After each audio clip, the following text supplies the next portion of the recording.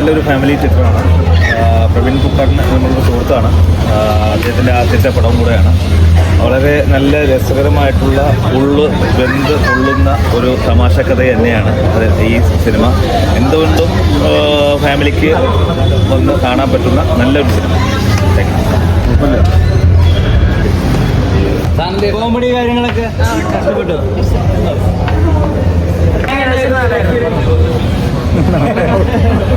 നന്നായിട്ട് ഇഷ്ടപ്പെട്ടോ?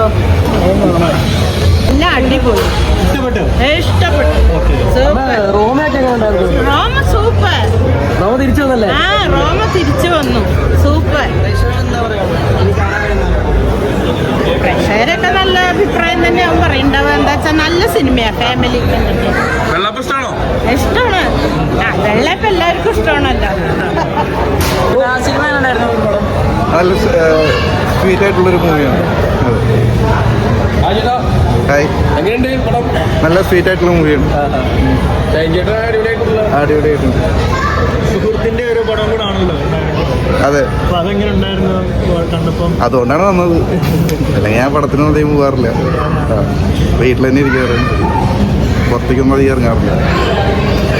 വേറെ സിനിമകളൊക്കെ ഇനി നോക്കുന്നുണ്ടോ? അതോ ഏഞ്ചൽ 16 എന്ന് പറഞ്ഞിട്ടുള്ള സിനിമ വരാനാണ്. എങ്ങനെ പടം എങ്ങനെ നിങ്ങൾക്ക് ഇഷ്ടമായോ? ചേട്ടൻ എങ്ങനെയുണ്ട്? ചേട്ടൻ്റെ സഖാവ് എങ്ങനെയുണ്ട്? അല്ല എങ്ങനെ നിങ്ങൾ ഏതാ മീഡിയ? മൂവി മാന. മഞ്ഞു വന്നില്ലേ അപ്പോൾ ജാങ്കോ സ്പേസ്?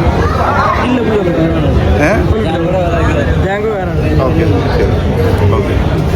അത് വ്യക്തമായിട്ട് മനസ്സിലാകുന്ന രീതിയിലാണ് ചെയ്യുന്നതൊക്കെ പ്രശ്നം. ആ കഥാപാത്രമുള്ള നല്ലൊരു ഡെപ്തുള്ള കഥാപാത്രമാണ്. പിന്നെ കുറച്ച് പിള്ളേരൊക്കെ നമ്മുടെ പരിചയക്കാർ പിള്ളേരൊക്കെ നന്നായിട്ട് പെർഫോം ചെയ്യുന്നുണ്ട്. ഏതായാലും പടം ഒരു വലിയൊരു പടം എന്ന് പറയാനില്ലെങ്കിൽ പോലും നമുക്ക് കണ്ടിരിക്കാം.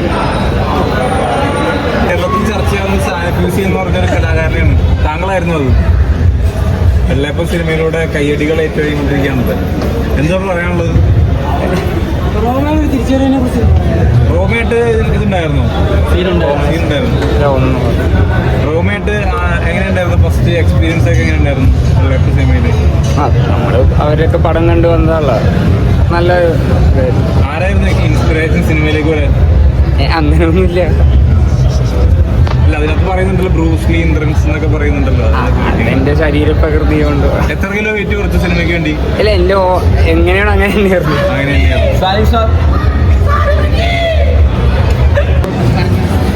കണ്ട സമയത്തൊക്കെ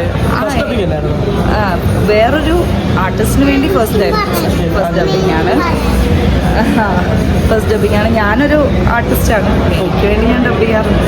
എൻ്റെ ക്യാരക്ടേഴ്സിന് വേണ്ടി ഡബ് ചെയ്യാറുണ്ട്. ഫസ്റ്റ് ടൈമാണ് ഒരു സിനിമയ്ക്ക് വേണ്ടിയിട്ട് ഡബ് ചെയ്യുന്നത്. First time. ശരിയല്ല. Thank you. സിനിമ ഉണ്ടായിരുന്നു. നല്ലതായിരുന്നു. ശരി.